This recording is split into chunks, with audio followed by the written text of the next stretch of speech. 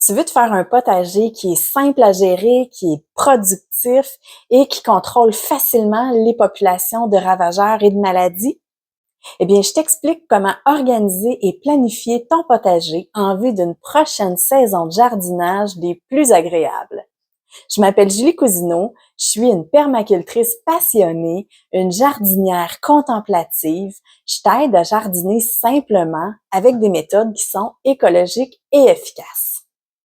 Alors, tout d'abord, avant de faire la planification de sa prochaine saison de jardinage, on va faire un petit retour en arrière et on va aller revisiter nos notes de l'an passé pour savoir qu'est-ce qui a bien été, qu'est-ce qui a moins bien été, est-ce qu'il y a des légumes qu'on a vraiment appréciés, d'autres non. Alors, les notes, c'est vraiment le meilleur outil qu'on a pour pouvoir s'améliorer d'année en année.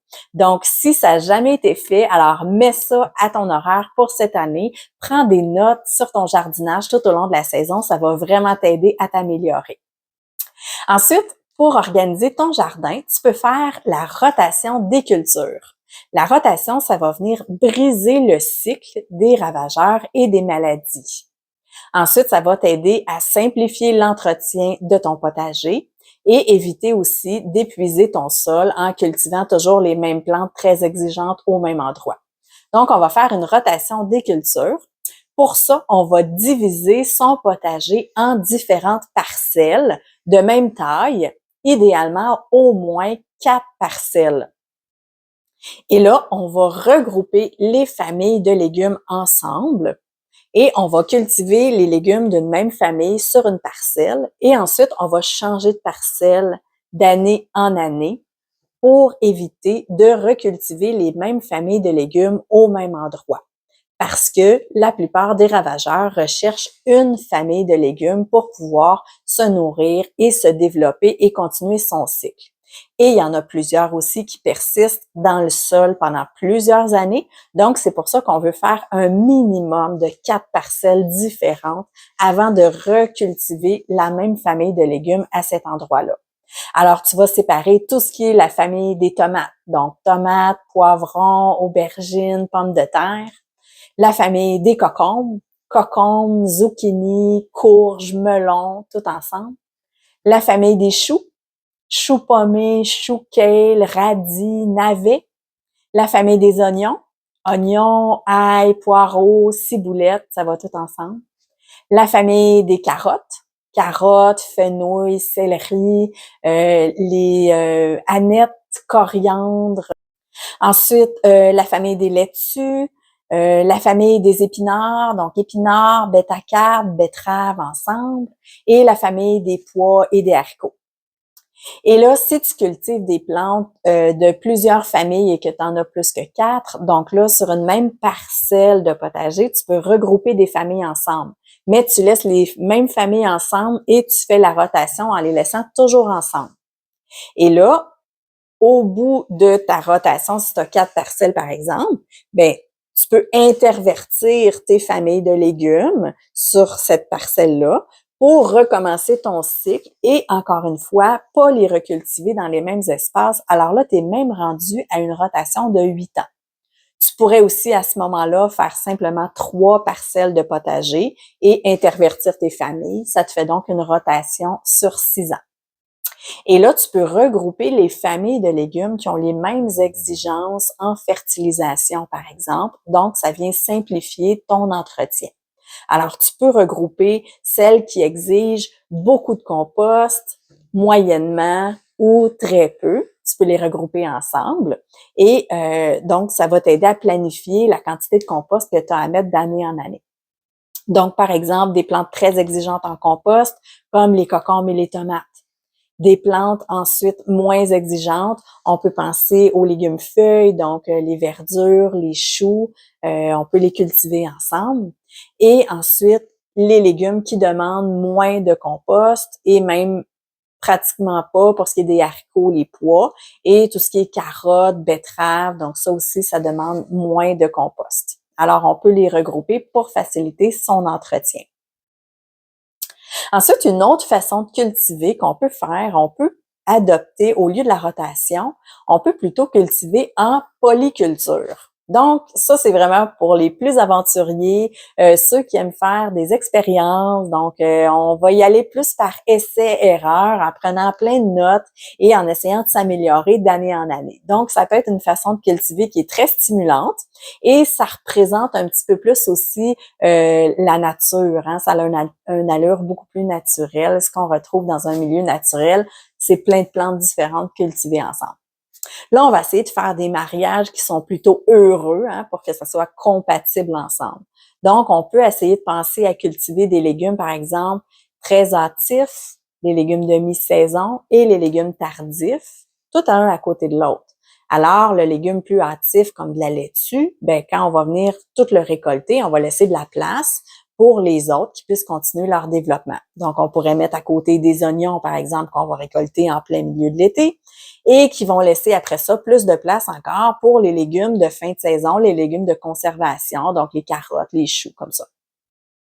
Et là, on va essayer de s'imaginer aussi le développement de la plante pour essayer de voir qu'est-ce qu'elle a l'air à maturité. Hein? Ceux qui font une grosse partie aérienne, une grosse boule comme un plant de poivron, par exemple, qui a beaucoup de feuilles, ben à côté d'une petite carotte qui a un léger feuillage, comme ça, ils vont pas trop se compétitionner un l'autre. On peut songer aussi au niveau racinaire ce que ça a l'air. Donc, il y en a qui ont des racines vraiment superficielles, comme par exemple les oignons, à côté, par exemple, d'une carotte qui a une longue racine qui va aller puiser plus en profondeur son eau et ses minéraux. Donc, on va diminuer la compétition à ce moment-là.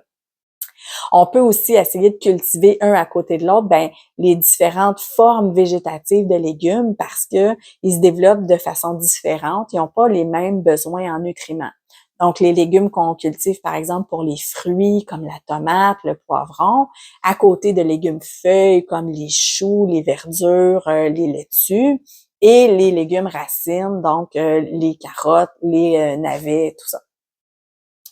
On peut aussi penser à peut-être planter les plus grandes plantes derrière au nord, les plus petites au sud, mais on peut profiter des grandes plantes pour aller planter celles qui sont plus sensibles à la chaleur, par exemple les laitues, mais on peut les planter au nord des plus grandes plantes, comme ça elles vont avoir un petit peu d'ombrage quand le soleil est très fort à midi. Alors, on peut essayer de faire plein d'associations comme ça et bon, évidemment, faire des essais, noter tout ça et essayer de s'améliorer d'année en année. On pourrait aussi, bon, au minimum, on veut pas que nos plantes se nuisent, mais idéalement, on peut essayer de trouver des relations qui sont bénéfiques, ce qui est encore mieux. On peut, par exemple, penser à la fameuse culture des trois sœurs qui sont bien connues de plusieurs peuples. Donc, on cultivait, et on cultive encore, du maïs qui va servir de tuteur à des plants de haricots grimpants. Donc, les haricots vont se prendre après les tiges de maïs et les haricots, eux, vont fournir de la fertilité au sol pour aider à faire pousser les autres plantes alentours, dont le maïs.